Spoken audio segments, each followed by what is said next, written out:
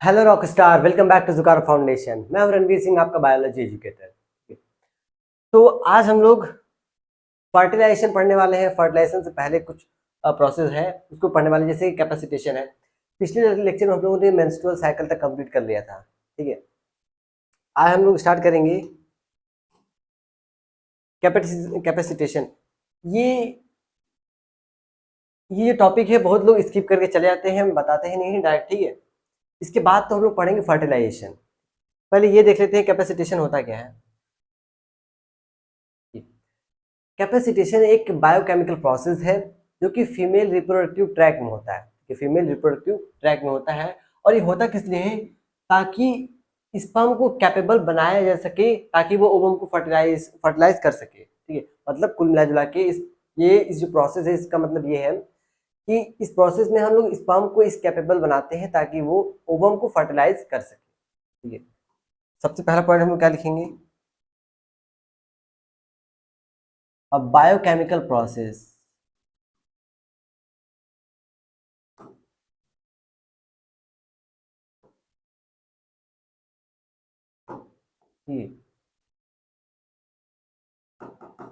Biochemical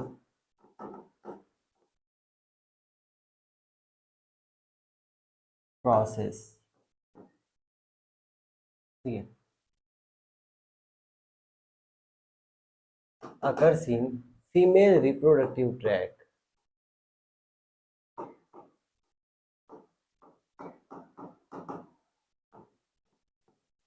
ठीक है,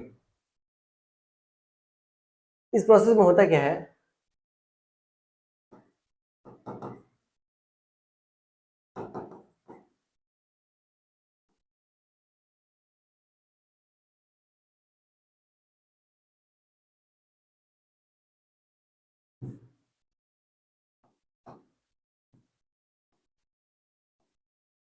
The sperm capable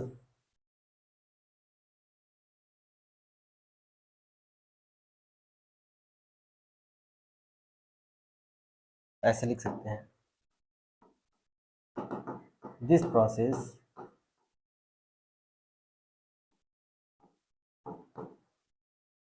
make a sperm capable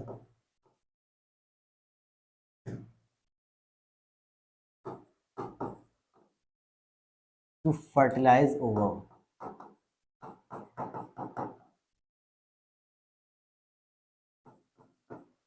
ठीक है, ओवम को वो फर्टिलाइज कर सके। इसमें होता क्या है, जो स्पर्म का जो प्लाज्मा, स्पर्म की पूरी बॉडी किससे कवर होती है? प्लाज्मा मेम्ब्रेन से। उस प्लाज्मा मेम्ब्रेन को वीक किया जाता है, कमजोर किया जाता है। ठीक है, मेनली हेड पे।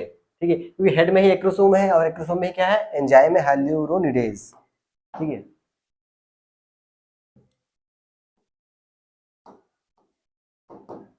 During this process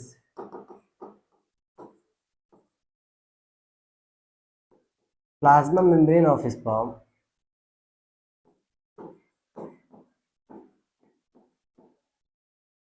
sperm get weak. ठीक है, मेनली हेड।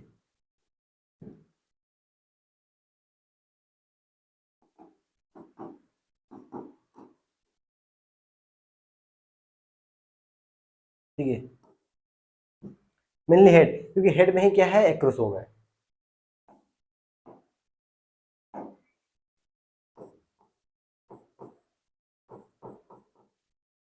Acrosomal reason.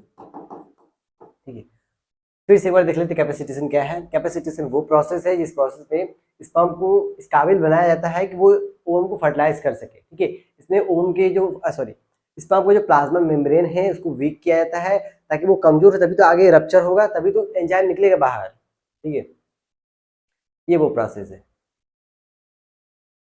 अब आते हैं फर्टिलाइजेशन। इस काबिल हो गया है कि वो फर्टिलाइज कर सकता है। तो अब आते हैं फर्टिलाइजेशन क्या होता है। हम सबको पता होता है फर्टिलाइजेशन क्या है, fusion of male and female gamete, उसको बोलते हैं क्या है? फर्टिलाइजेशन। फिर भी लिख देते हैं क्योंकि बहुत से स्टूडेंट बोर्ड के हैं, तो लिख देते हैं the process of fusion of male and female gamete,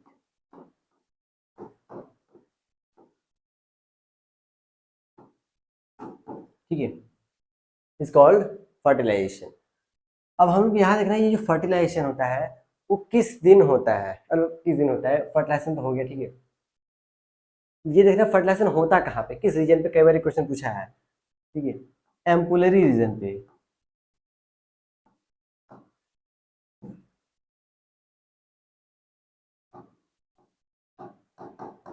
ठीक है, एम्पुला वाले रीजन,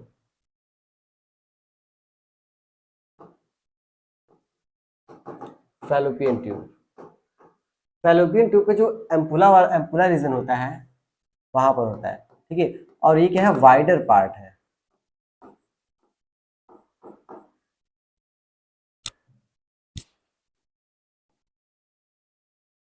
ठीक है। वाइडर पार्ट पूछेगा तभी हमारा आंसर क्या जाएगा, एम्पुला जाएगा। और साइट ऑफ फर्टिलाइजेशन तभी हमारे क्या जाएगा, एम्पुला ही आंसर जाएगा, ठीक है। ये है फर्टिलाइजेशन।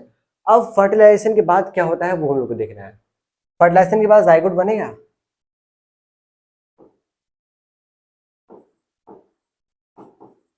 ठीक है, फर्टिलाइजेशन। और ये जो आपको जाइगोट दिखाई दे रहे हैं, जाइगोट कई बार क्वेश्चन पूछा है कि सिंगल सेल होता है कि मल्टी सेल होता है, तो आंसर क्या है, सिंगल सेल, ठीक है, ये सिंगल सेल होता है, कई बार आंसर क्वेश्चन पूछा हुआ है। अब इसके आगे के पूरा प्रोसेस हम देखेंगे। आफ्टर फर्टिलाइजेशन, आफ्टर फर्टिलाइजेशन क्या होता है, जो जाइगोट है, जाइगोट में माइटोटिक डिवीजन होता रहता है ढेर सारा, ठीक है, माइटोटिक डिवीजन,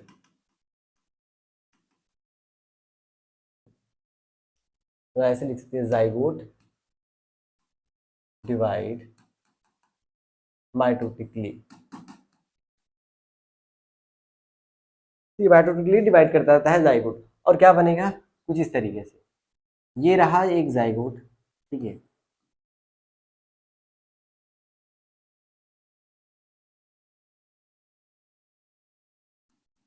इसमें डिवीजन हुआ, कुछ ऐसा बना, एक एक से दो सेल बना,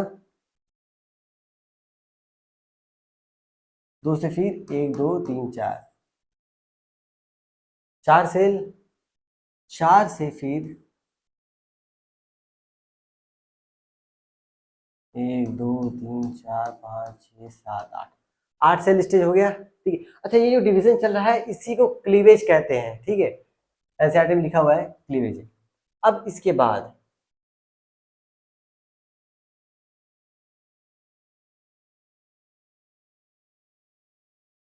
एक दो तीन चार पाँच छः सात आठ नौ दस ग्यारह 15 16, ठीक है, 8 to 16 cell stage, 8 to 16 cell stage जो होता है, इसी स्टेज को हम लोग मॉरूला बोलते हैं, क्या बोलते हैं, मॉरूला। ये जो स्टेज है दोनों यहाँ पे लिख दे रहे बीच में, इसी को हम लोग बोलते हैं मॉरूला, ठीक है, ये मॉरूला। अब इसके बाद क्या होगा, यहाँ बना देते हैं, ठीक है, इसके बाद और ज्यादा इसमें क्या होगा, डिवीजन होगा कुछ इस तरीके से, डिवीजन तो होगा ही। अब ये वाला जो सेल है, मतलब अंदर जो इसके सेल डिवीजन हो रहा है, एक जगह इकट्ठा, जो मतलब कि पेरिफेरल सरफेस है, यहाँ पर कुछ इस तरीके से अरेंज हो जाएंगे। और एक चीज और, जो जोना पेलुसिडा की लेयर थी वो अभी तक डीजेनरेट नहीं हुआ है, सब में होगा, ठीक है, ये जोना पेलुसिडा की लेयर है, सब में होगा, जब तक इम्प्लांटेशन नहीं हो जाता है तब तक ये इसमें रहेगा,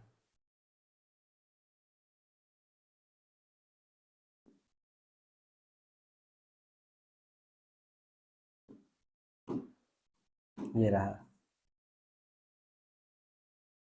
ये इस फॉर्म में अरेंज हो गया है सब, ठीक है।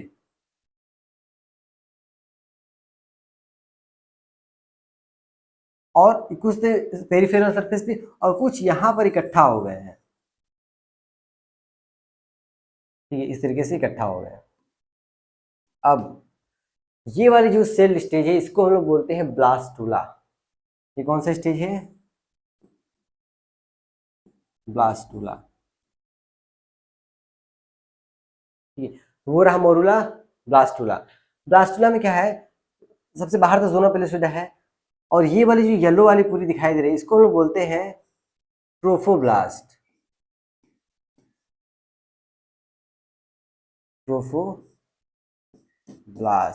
ठीक है, ट्रोफोब्लास्ट। इसके अंदर जो कैविटी खाली जगह दिखाई दे रही है इसको हम लोग बोलते हैं ब्लास्टोसील कैविटी। कौन सी कैविटी है? Blastocoel cavity. ठीक है, ये वाली जो सेल दिखाई दे रही है बीच में इकट्ठा, मास ऑफ सेल, ठीक है, मास ऑफ सेल, इसको हम लोग, मास ऑफ सेल इकट्ठा है, इसको हम लोग बोलते हैं inner cell mass. I think यहाँ जगह कम है, इसको कॉपी कर लेते हैं।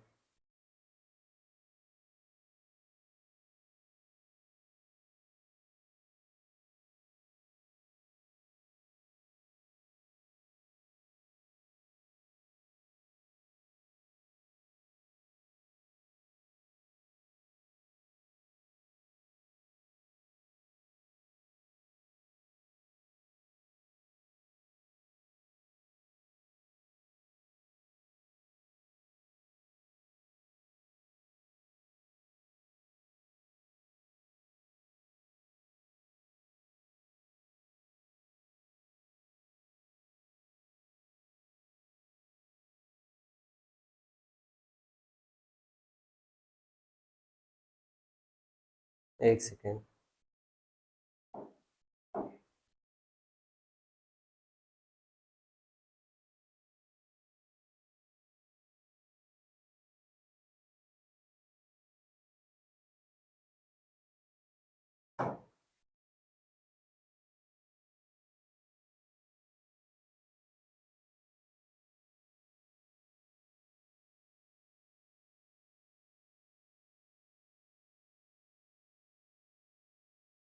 क्या हो रहा है?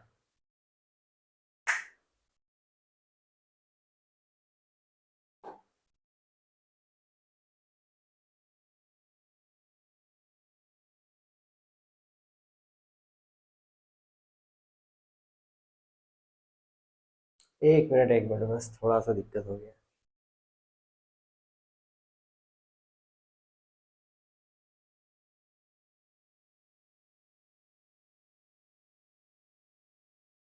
बस ठीक है, अब इसको हम लोग यहाँ डिस्कस कर लेते हैं।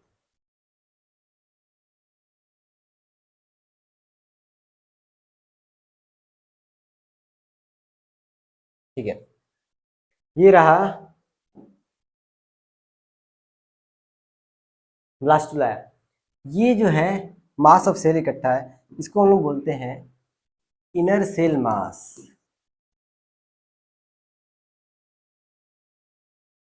ठीक है, और इसमें होता है, ये जो सेल्स है उसका नाम क्या है? टॉटिपोटेंट सेल। टॉटिपोटेंट सेल या इसी का नाम है स्टेम सेल।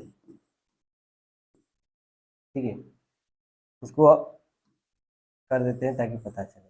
ठीक है, इसके अंदर जो सेल है उसका नाम क्या है? टॉटिपोटेंट सेल, या उसी का नाम है स्टेम सेल। और इसके अंदर इतनी कैपेसिटी होती है वो कंप्लीट ऑर्गेनिज्म का फॉर्मेशन कर सके। ठीक है, तो क्या कह सकते हैं? हैव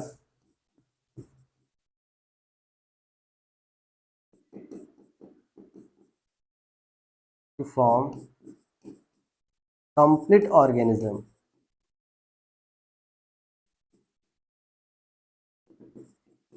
कि कंप्लीट ऑर्गेनिज्म का फॉर्मेशन करने का इसमें क्या होता है? कैपेसिटी होता है, उसको हम लोग बोलते हैं स्टेम सेल या टॉटिपोटेंट सेल। ये ब्लास्टुला है। अब क्या होगा? ब्लास्टोसिल बन गया है, ब्लास्टुला बन गया है। अब इसका क्या होगा? इम्प्लांटेशन। ठीक है, यूट्रस पे। टॉपिक क्या है? इम्प्लांटेशन। ठीक है, एकदम टॉपिक वाइज चल रहे हैं, कोई दिक्कत वाली बात नहीं। तो इम्प्लांटेशन क्या है? नाम से पता लग रहा है, कोई भी चीज क्या होगा? एक जगह इम्प्लांट होगा, अटैच होगा। ठीक है, जो ब्लास्टोसिस्ट है, कहाँ गया? ये जो ब्लास्टुला स्टेज है इसको हम लोग ब्लास्टोसिस्ट बोलते हैं। ठीक है, ब्लास्टोसिस्ट। यही जाकर यूट्रस की वॉल, एंडोमेट्रियम की वॉल पे चिपक जाएगा। इस प्रोसेस को बोलते हैं इम्प्लांटेशन। और क्वेश्चन ये आता है कि कितने दिन में फर्टिलाइजेशन सॉरी इम्प्लांटेशन होता है? तो फर्टिलाइजेशन के 7वें दिन पे होता है। ठीक है, नोट कर लीजिएगा इसको। क्या लिख सकते हैं? Attachment of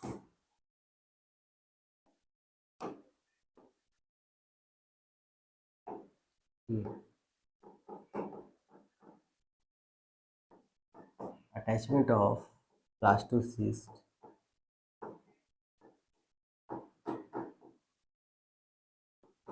to the uterine wall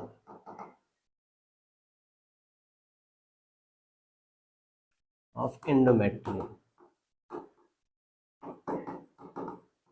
ठीक है, एंडोमेट्रियम के वॉल पे ब्लास्टोसिस्ट का अटैच हो रहा है, इस प्रोसेस को इम्प्लांटेशन बोलते हैं और ये 7वें दिन होता है।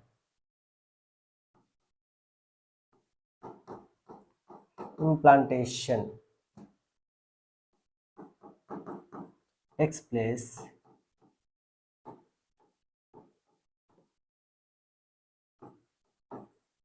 7th day of fertilization।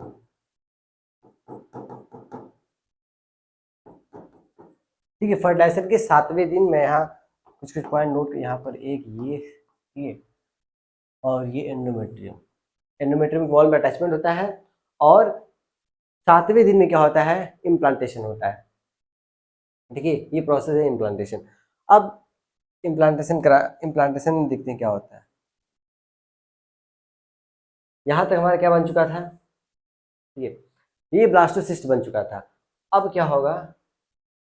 ये जो ब्लास्टोसिस्ट है,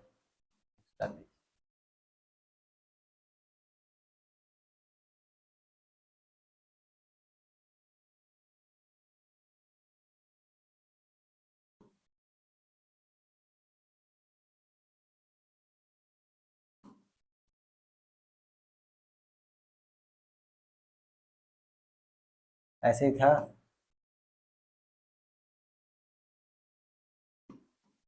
अब क्या होगा, इसमें क्या क्या चेंजेस होगा?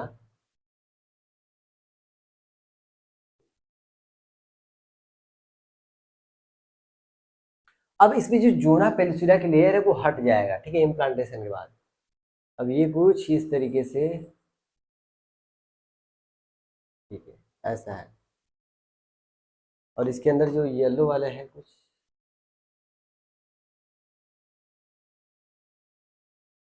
ठीक है,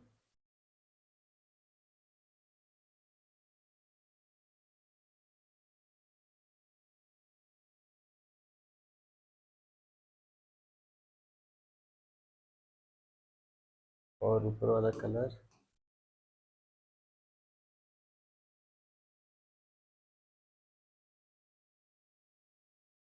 ठीक है। जो ये इनर सेल मास है वो भी डिवाइड हो जाता है और एक बनाता है हाइपोट्रोफोब्लास्ट और एक बनाता है सॉरी हाइपोब्लास्ट और इपीब्लास्ट। ठीक है, और ये वाली जो लेयर दिखाई दे रही है सॉरी, इसमें बहुत सारे न्यूक्लियस प्रेजेंट होते हैं। ठीक है, इसमें बहुत सारे न्यूक्लियस प्रेजेंट होते हैं। अब इसका हम लोग नाम देखते हैं सबका। सबसे बाहर ये वाली जो पूरी है, इसको हम बोलते हैं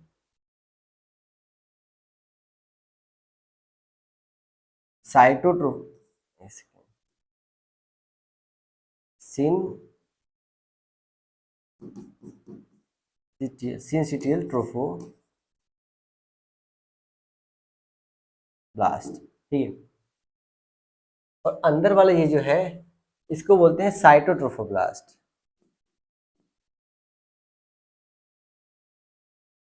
साइटोट्रोफोब्लास्ट और सिंसिटियल ट्रोफोब्लास्ट। और अंदर ये वाली जो है इसको हम लोग बोलते हैं इपीब्लास्ट। और ये ऊपर वाला जो है, ठीक है, पाव रोटी की तरह, पाव की तरह दिखाई दे रहा है, इसको हम लोग बोलते हैं हाइपोब्लास्ट।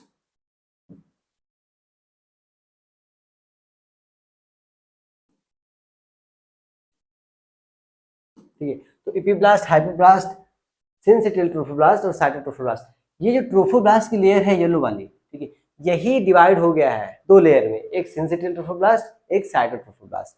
ठीक है, अब इसके बाद क्या होगा?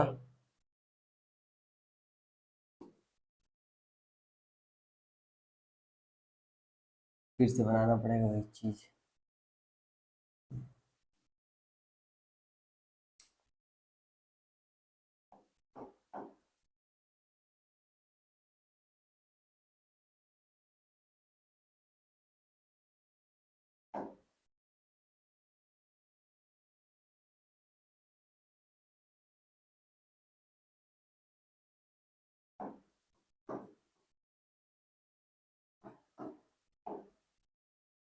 एक बार सभी लोग सेशन को लाइक सब्सक्राइब और शेयर कर देंगे तो और ज़्यादा से ज़्यादा लोग हमारे साथ जुड़ सकते हैं।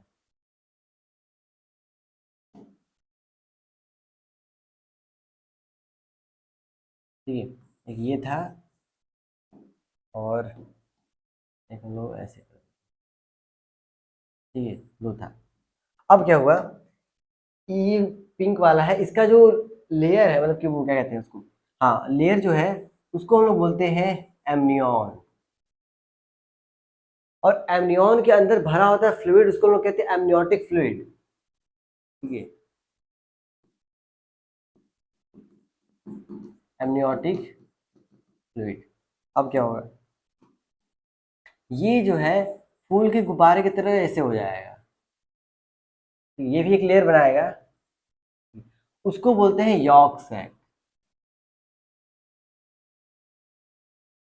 यॉर्क सैक इतना एनसीईआरटी में दिया हुआ नहीं डिटेल में। ठीक है, अब ये भी पीछे थोड़ी रहेगा, ये भी क्या होगा, एक लेयर का फॉर्मेशन करेगा, ये भी कुछ ऐसा बनाएगा। और इसका नाम है एलेंटोइस।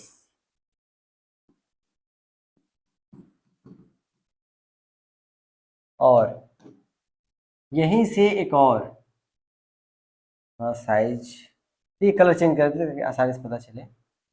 कलर रेड कलर ले लेते हैं, ठीक है, यहीं से कुछ ऐसा,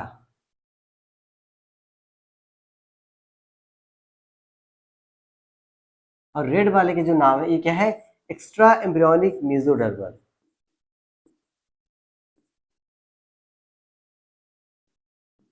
एक्स्ट्रा एम्ब्रियोनिक मेसोडर्मल लेयर। और यही लेयर क्या है, फ्यूचर अम्बिलाइकल कॉर्ड। ठीक है, यही बनाएगा ये लेयर ही। कितने लेयर्स हो गए टोटल, ठीक है, yolk sac, allantois, amnion, amniotic fluid. Amniotic fluid से ही पता करते हैं क्रोमोसोमल डिसऑर्डर, या फिर मेल है या फीमेल है, बेबीज वो पता करते हैं। अब ये जो है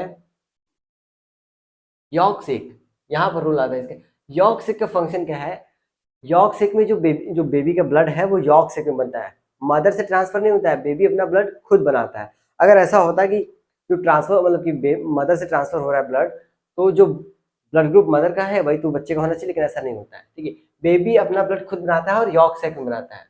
यहाँ पर क्या होता है, formation of blood of foetus. ठीक है, फीटस का ब्लड यही बनता है। ठीक है, अब हम लोग देखते हैं टोटल कितना लेयर होता है एम्ब्रियो में। एक एम्ब्रियो में कितने लेयर होते हैं टोटल, काउंट कर लेते हैं हम लोग।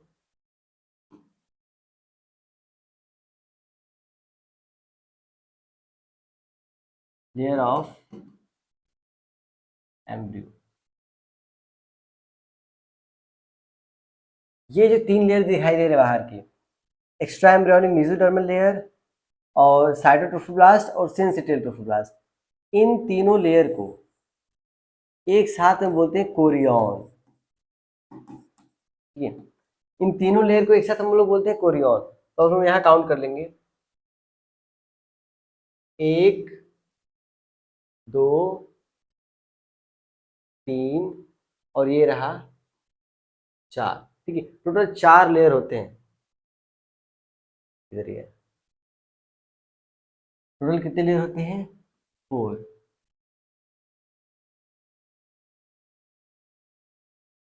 ये हम लोग लिख सकते हैं फोर लेयर ऑफ एम्ब्रियो। पहला कोरियन, एमनियन, एलेंडॉइस, और York sac. York sac,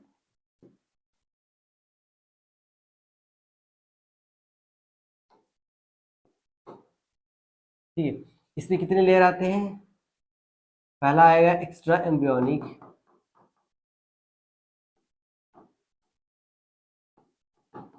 mesodermal layer, ठीक है, यहाँ शॉर्ट मेसोडर्मल लेयर। उसके बाद आता है साइटोट्रोफोब्लास्ट, सिंसिटियल ट्रोफोब्लास्ट,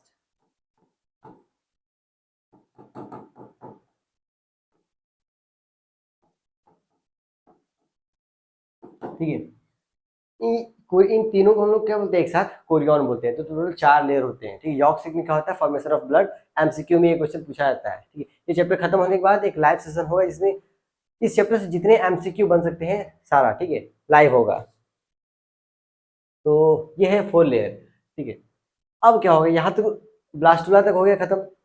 अब हमारा आता है, अच्छा, फंक्शन ऑफ प्लेसेंटा, गैस्ट्रुलेशन, ठीक है। पहले गैस्ट्रुलेशन देख लेते हैं, उसके बाद प्लेसेंटा देखेंगे। प्लेसेंटा लास्ट में सबसे। गैस्ट्रुलेशन क्या होता है, ब्लास्टुला से जो ट्रांसफॉर्मेशन हो रहा है गैस्ट्रुला में, ब्लास्टुला से ट्रांसफॉर्मेशन हो रहा है गैस्ट्रुला में, इस प्रोसेस को गैस्ट्रुलेशन बोलते हैं, ठीक है। प्रोसेस ऑफ ट्रांसफॉर्मेशन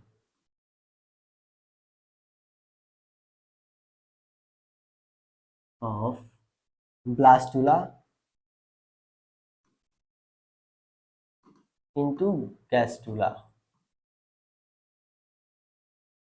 ठीक है। इसी प्रोसेस को हम क्या बोलते हैं, गैस्ट्रुलेशन, ठीक है। हम लोग आगे लिख सकते हैं विच कंटेन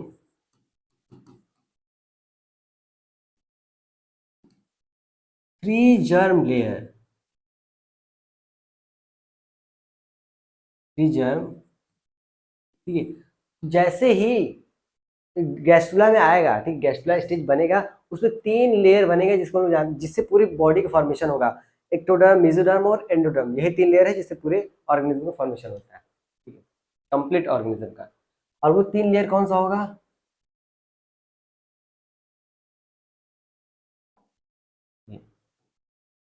एक्टोडर्म,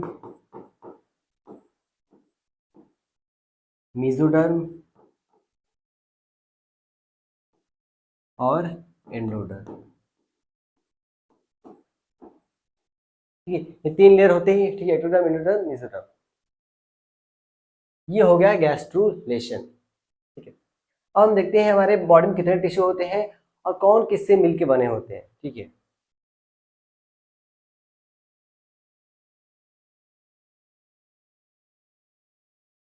पहला होता है कलर चेंज, ठीक, पहला क्या है, एपिथेलियल, ठीक, कनेक्टिव टिश्यू और मस्कुलर टिश्यू, नर्वस टिश्यू, यही होता है ना, इतनी ही।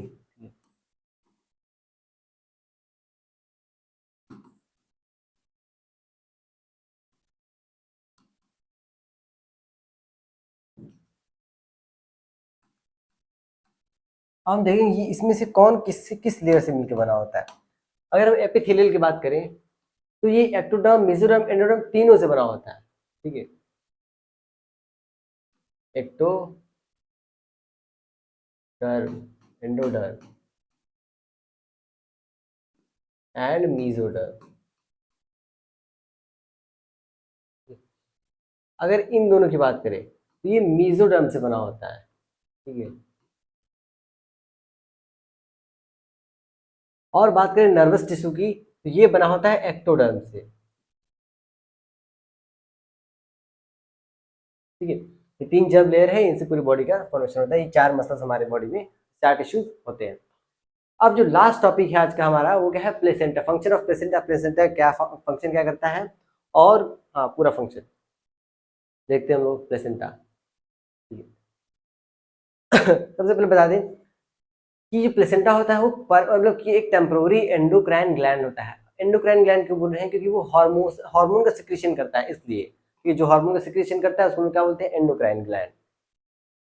ठीक है, तो फंक्शन देख लेते हैं। पहला पॉइंट, पहले तो ये क्या है? एंडोक्राइन ग्लैंड है, टेम्पोररी।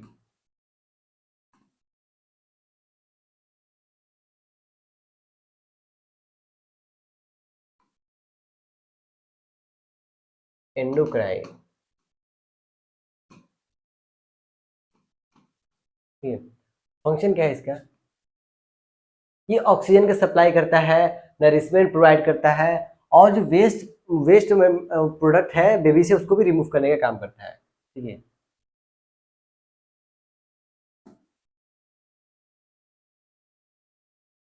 सप्लाई ऑफ ऑक्सीजन,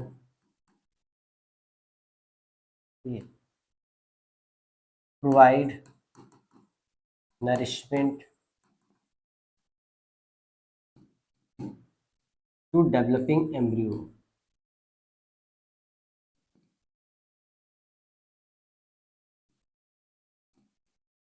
ठीक है, और रिमूव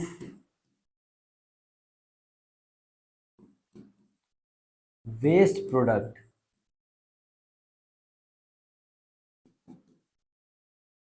फ्रॉम एम्ब्रियो। ठीक है, एम्ब्रियो से जो वेस्ट प्रोडक्ट है उसको भी रिमूव करने का काम करता है, प्रोवाइड करता है, न्यूट्रिशन प्रोवाइड करता है, और लेकिन ब्लड का सप्लाई नहीं करता है। ठीक है, ब्लड बेबी खुद बनाएगा और यॉर्क से बनाएगा। और देख लेते हैं कुछ। ये जो प्लेसेंटा है,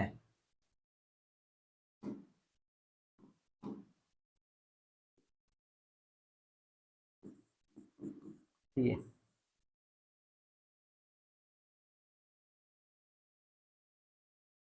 एक early phase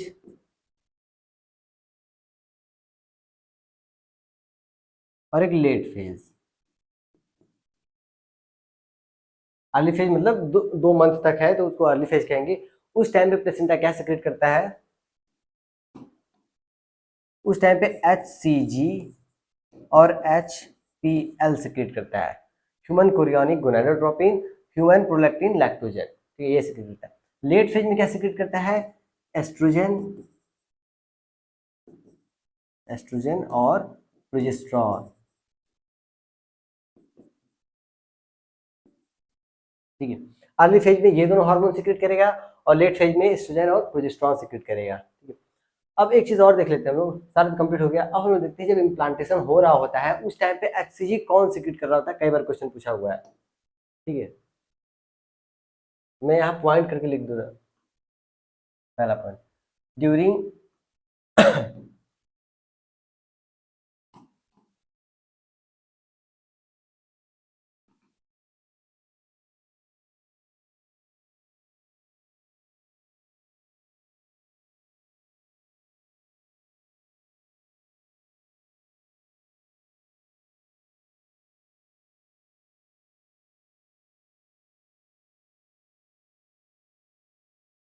morula secret HCG।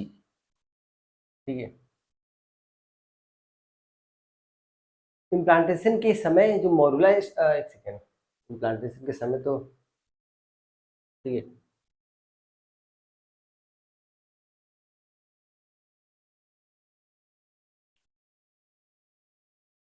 चलो चेंज कर देते हैं।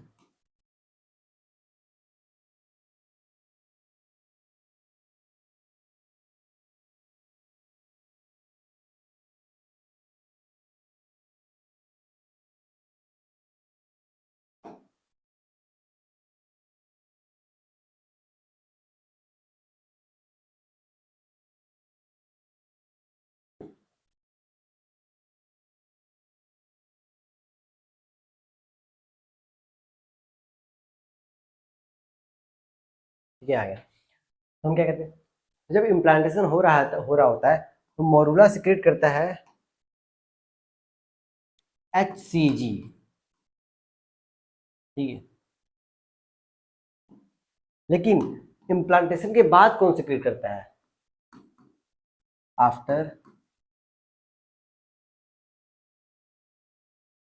implantation, trophoblast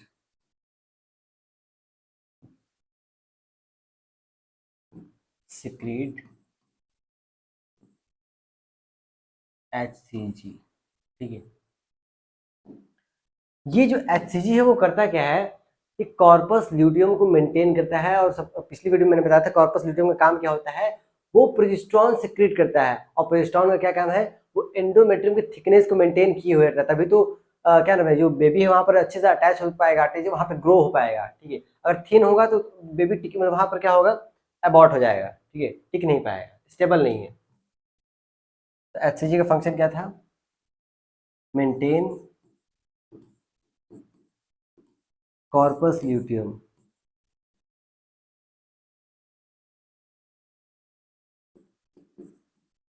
ठीक है, और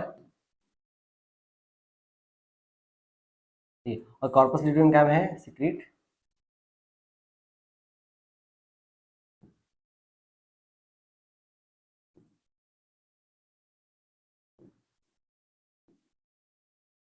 ठीक है, ये प्रोजेस्टेरॉन सिक्रीट करता है। और प्रोजेस्टेरॉन का फंक्शन है थिकनेस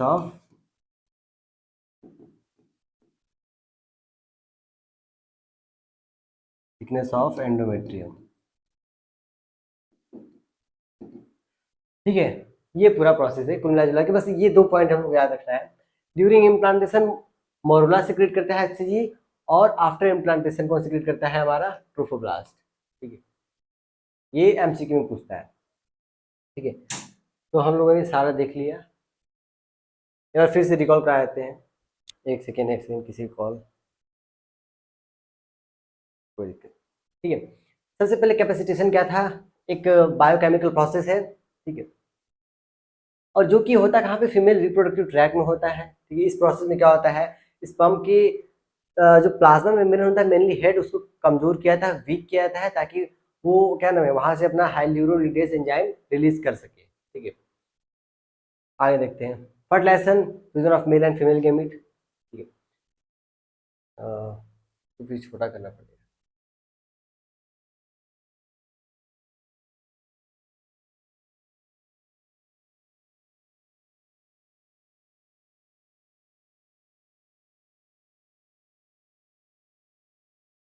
छोटा, अब सही है। ठीक है,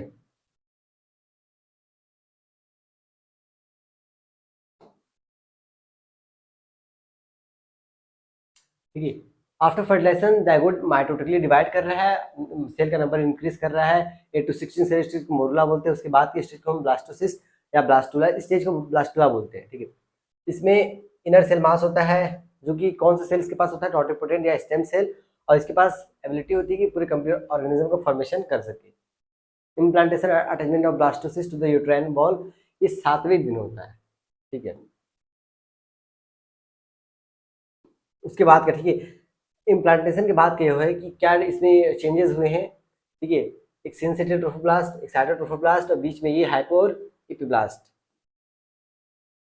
उसके बाद इसमें कुछ लेयर्स आ गई हैं, यॉर्क सेक का फॉर्मेशन हुआ है। ठीक है, extra embryonic mesodermal amnion amniotic fluid allantois. ठीक है, टोटल 4 लेयर होते हैं एम्ब्रियो, 4 लेयर होते हैं एम्ब्रियो में, कोरियन, एमनियन, एलेंटॉइज और यॉर्क सेक।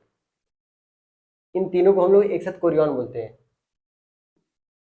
उसके बाद फंक्शन ऑफ प्लेसेंटा, एक टेम्पोररी एंडोक्राइन ग्लैंड होता है, जो कि अर्ली फेज में HCG HPL सिक्रेट करता है, लेट फेज में एस्ट्रोजन प्रोजेस्टेरॉन सिक्रेट करता है, ऑक्सीजन की सप्लाई करता है, प्रोवाइड नरिशमेंट, और रिमूवल मतलब कि जो वेस्ट प्रोडक्ट है उसको भी रिमूव करने का काम करता है प्लेसेंटा। गैस्ट्रुलेशन क्या होता है, ब्लास्टुला से गैस्ट्रुला स्टेज में कन्वर्ट होना, इस प्रोसेस को हम लोग कहते हैं गैस्ट्रुलेशन। और गैस्ट्रुला में क्या होता है, 3 लेयर आते हैं। ठीक है, उस 3 लेयर को क्या होता है, एक्टोडर्म, मेसोडर्म और एंडोडर्म, जर्म लेयर, ये है। और इसमें epithelial tissue, ectoderm, endoderm, mesoderm तीनों से मिल के बनता है। कनेक्टिव टिश्यू, मस्कुलर टिश्यू, ये मेसोडर्मल ओरिजिन होता है इनका। ठीक है, और नर्वस टिश्यू एक्टोडर्म से बना होता है। ये ठीक है, ये तो हो ही है।